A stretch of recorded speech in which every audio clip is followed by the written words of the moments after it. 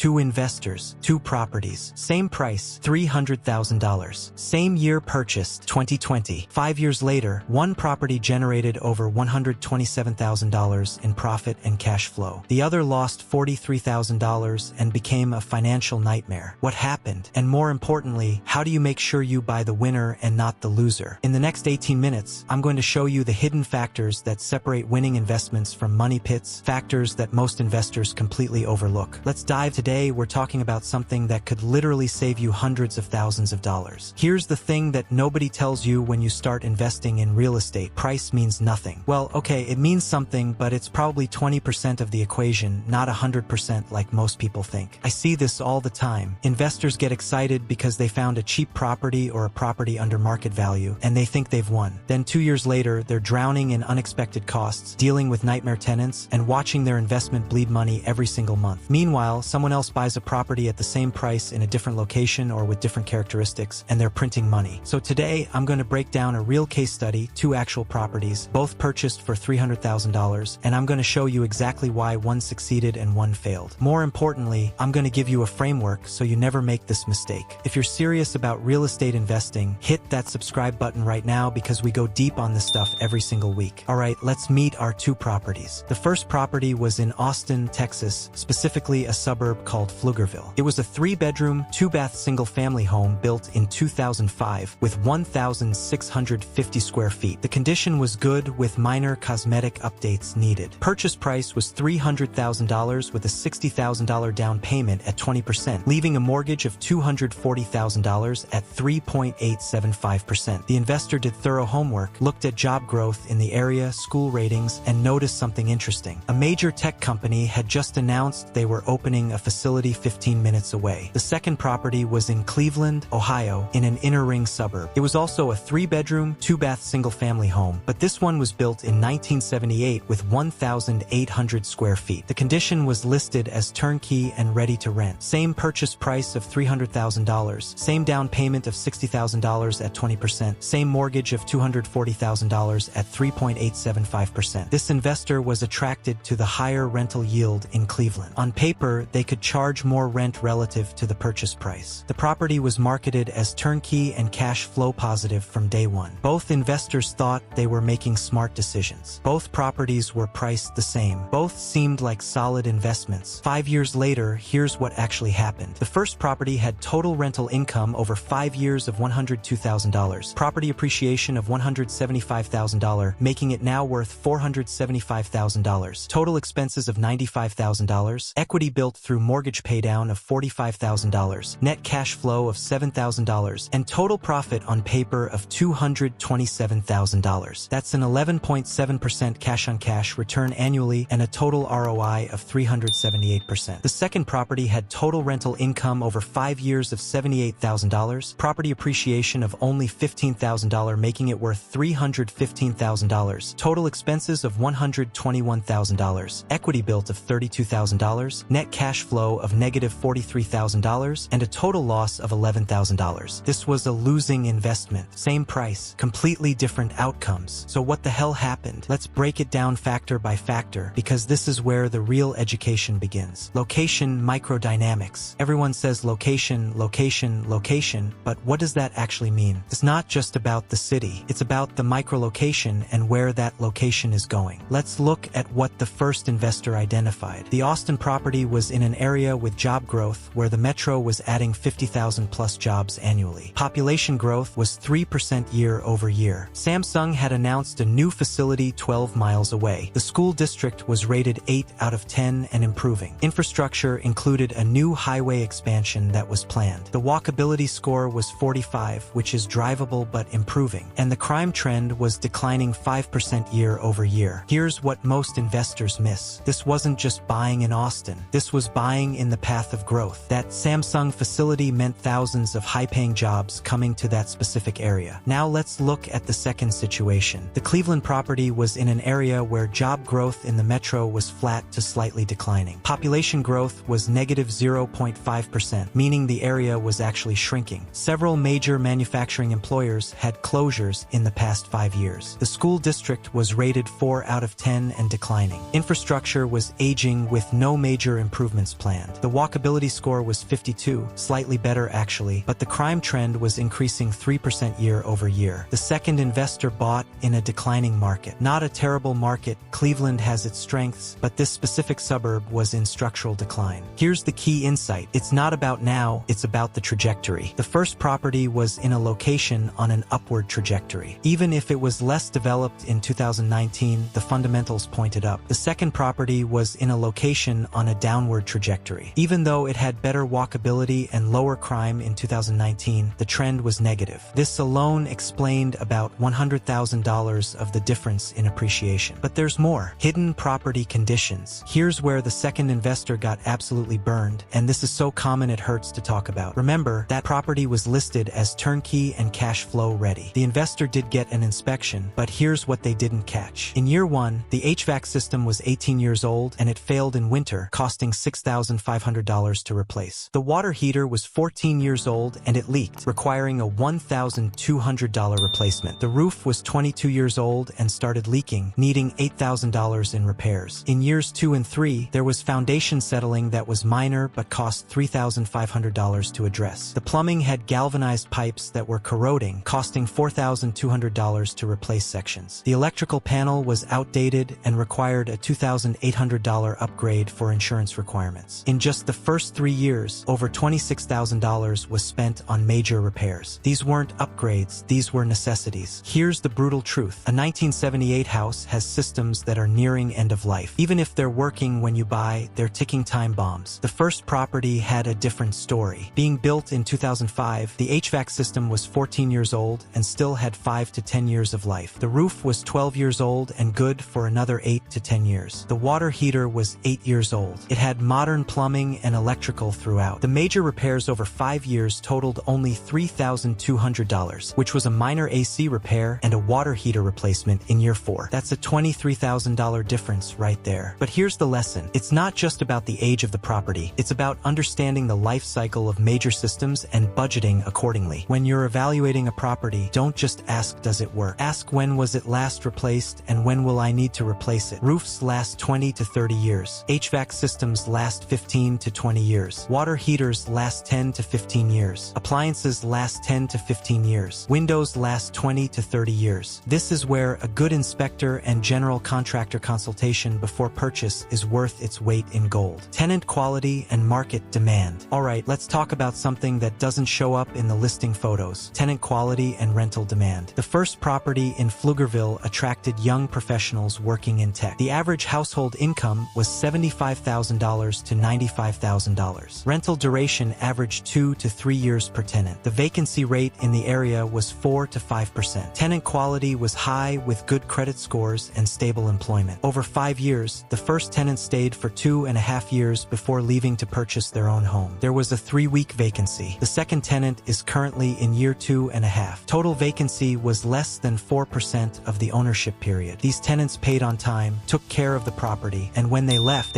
it in good condition. Why? Because they had options and they chose that property. The second property attracted a different demographic. Primary tenants were lower income with less stable employment. Average household income was $35,000 to $45,000. Rental duration was 6 to 14 months per tenant. The vacancy rate in the area was 12 to 15%. Tenant quality was mixed with some credit issues. Over 5 years, the first tenant lasted 8 months before being evicted for non-payment. There was a 6-week vacancy with $3,000 in damages. The second tenant stayed 14 months but left owing 2 months' rent. Another vacancy of 8 weeks with $2,500 in damages. The third tenant stayed 11 months before leaving suddenly. 7 weeks vacancy with $1,800 in damages. The fourth tenant is currently in month 9. Total vacancy was over 22% of the ownership period. High turnover kills your returns. The turnover costs included lost rent during vacancies of $18,700, cleaning and repairs between tenants of $7,300, leasing fees and agent commissions of $4,200, and legal fees for one eviction of $2,800. That's a total of $33,000. $33,000, more than the entire down payment. The first property had turnover costs of only $2,400 for one turnover with minimal repairs. The difference: one property was bought in a market with demand from quality tenants. The other was in a market where the investor was competing for tenants who had fewer options. Here's the rule. Don't buy where you would rent. Buy where people with stable incomes and good credit want to rent. The cash flow illusion.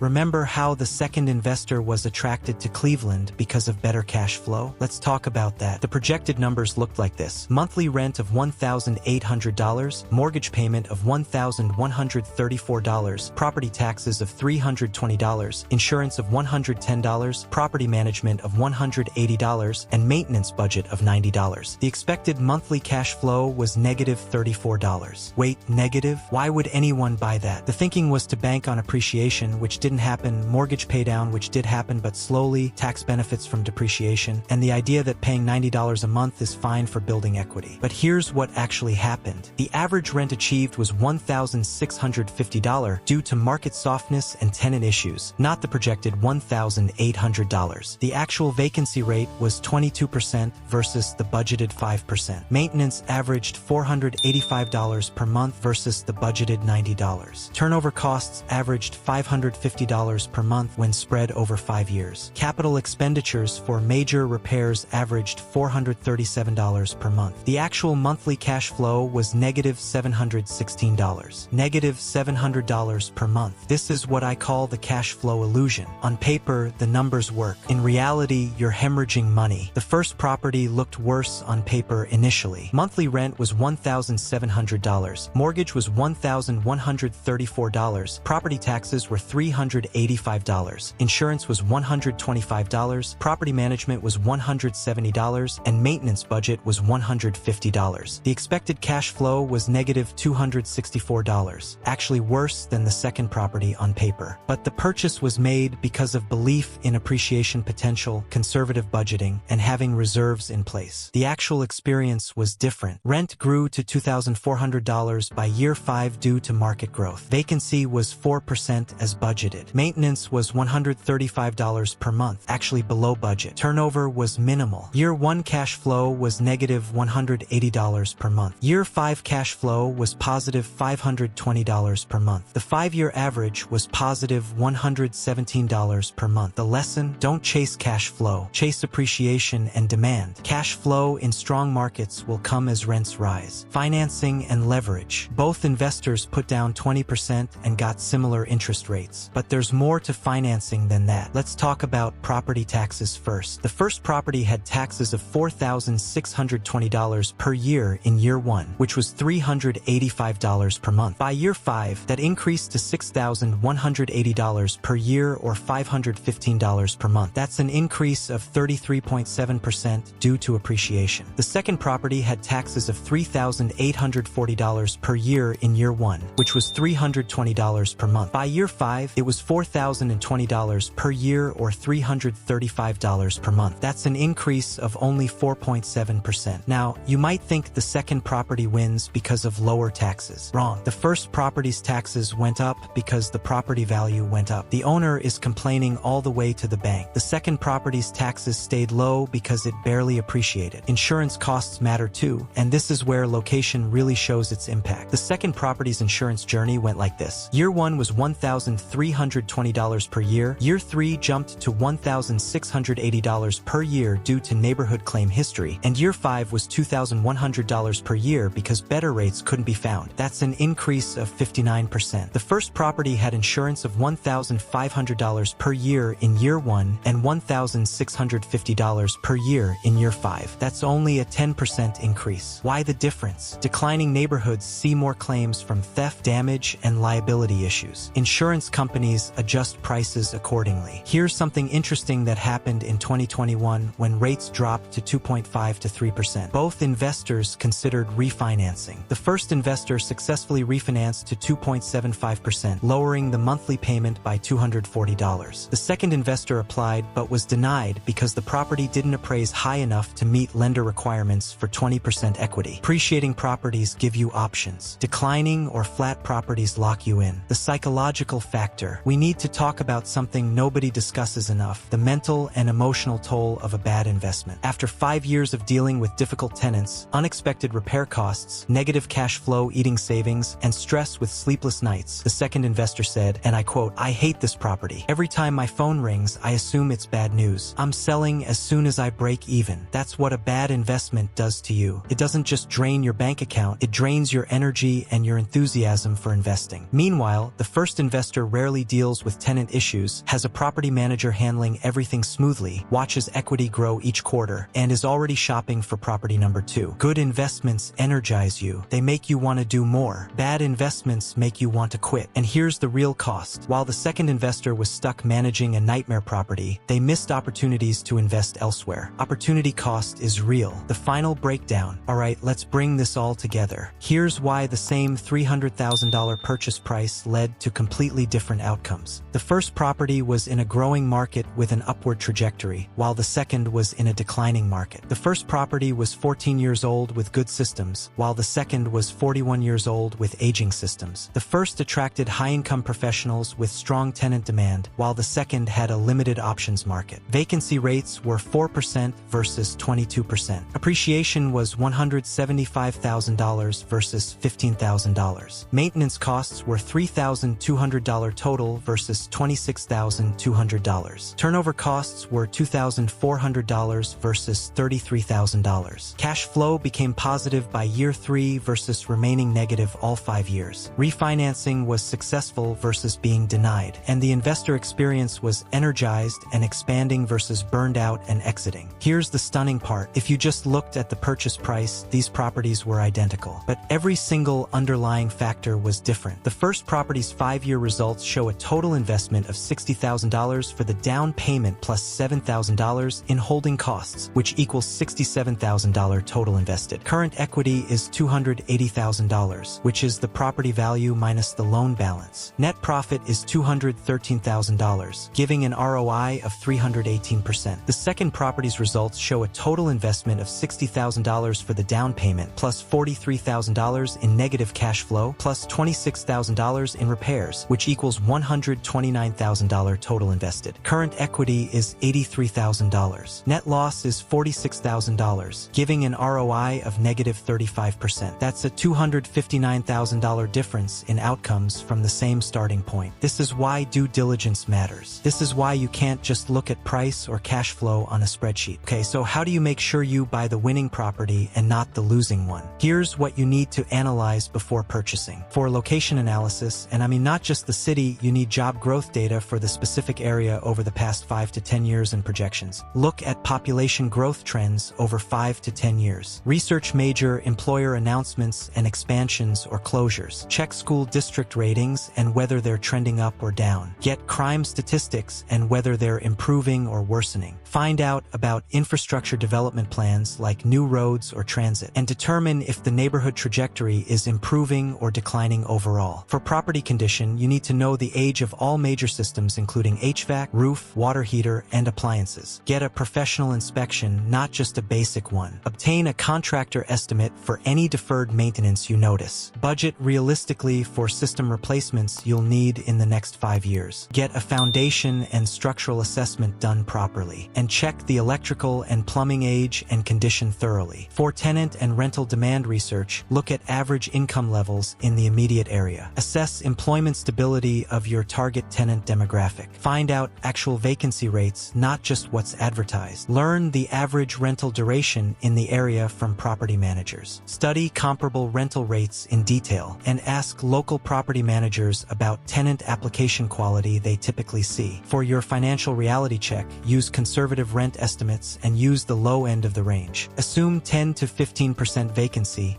not 5%. Budget real maintenance costs of $1 to $150 per square foot annually. Include a turnover cost budget for when tenants leave. Set aside capital expenditure reserves of 1% of property value annually. Research the property tax trajectory in that area, and look at insurance cost trends for that specific neighborhood. For exit strategy planning, review historical appreciation rates for the area. Check market liquidity by looking at average days on market. Analyze buyer demand demand trends over recent years. Consider your refinancing potential down the road, and think through alternative exit strategies if your first plan doesn't work. Look, I know this seems like a lot of work, and it is, but here's the thing. Spending 20 to 30 hours doing this research could save you $50,000, $100,000, or in our case study, $250,000 plus in mistakes. That's $2,500 to $12,500 per hour of research. Show me another activity with that kind of ROI. Here are the tools to use for this analysis. For job growth, check the Bureau of Labor Statistics and LinkedIn Economic Graph. For population data, use census.gov and city planning department websites. For crime information, try crimereports.com and local police department data. For schools, use greatschools.org and niche.com. For rent comparisons, check Rentometer, Zillow Rent Zestimate, and talk to local property managers. For property taxes, go to county assessor websites. For vacancy rates, contact local apartment associations or try CoStar if you have access. Most of this data is free. You just need to take the time to find it and analyze it. Alright everyone, that's the breakdown. 2 properties, same price, completely different outcomes, and now you know exactly why. The key takeaways are that price is just 20% of the equation. Location trajectory matters more than current location. Property age and system life cycles will make or break you. Tenant quality determines your actual returns. Conservative budgeting saves you from disaster. And you must do the research before you buy, not after. Now I want to hear from you. Have you ever bought a property that performed way better or way worse than expected? What did you learn? Drop your story in the comments below. If this video saved you from making a $100,000 mistake, hit that like button and subscribe because we're breaking down real estate investing every single week with actual numbers and real case studies. Real estate can build incredible wealth, but only if you buy the right properties. Don't let the price tag fool you. Do the work, trust the process, and invest smart. Thanks for watching, and I'll see you in the next one.